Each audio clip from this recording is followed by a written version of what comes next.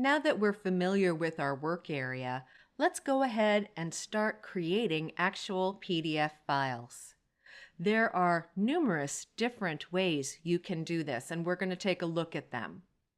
Looking at your work area, the most obvious way would seem to be to go up to here, the Create PDF button, and click on the drop-down menu. And here you can see several different options.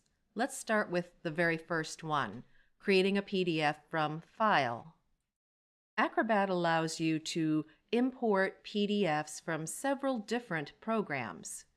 So I'm going to just scroll through here and select an Excel file and open it. Notice what's happening now? Acrobat is creating a PDF based on the Excel document that I chose. This process may take a few moments depending on the size of the document you've selected. And here, back in Adobe, you can see our document. All right, now I'm going to go ahead and close this one, selecting the Close button, and I do not wish to save it, so I'm going to say no. And that was our first test document. Now suppose we have several different documents from different programs, but we'd like to merge them together into one PDF. We go back up to Create PDF from Multiple Files.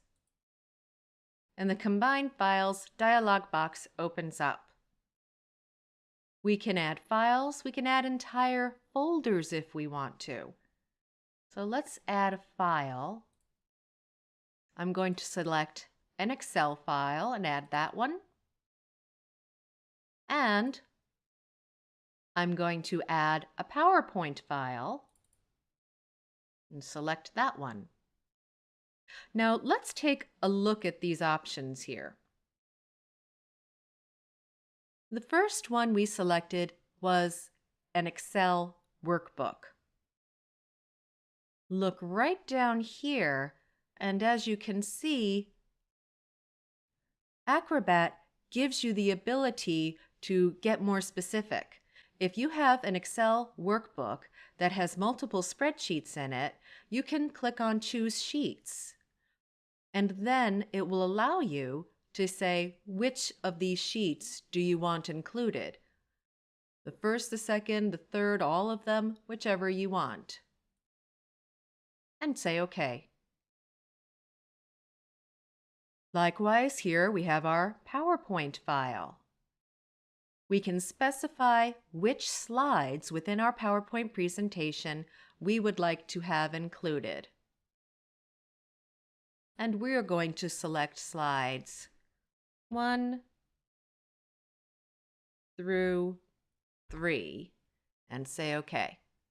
You can also select what order you would like to have these appear in your Adobe Acrobat document by moving one up or down, and if you change your mind, you can remove any one at any time.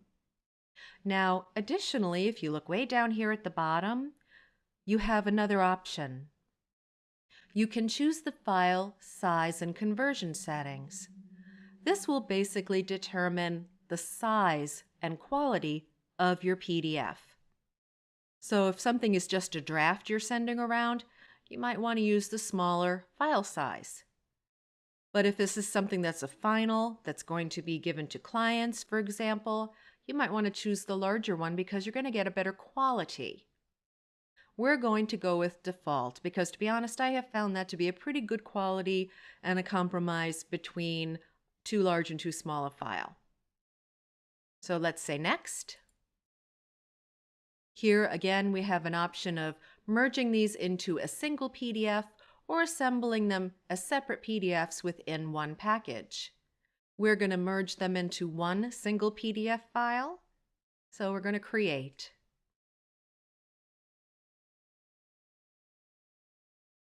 Now as it goes through the process, we can see it converting our Excel and our PowerPoint into PDF files.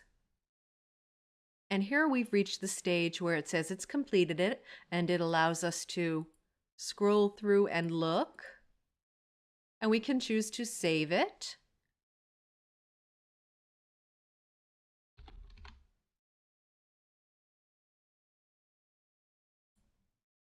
And here you have your PDF.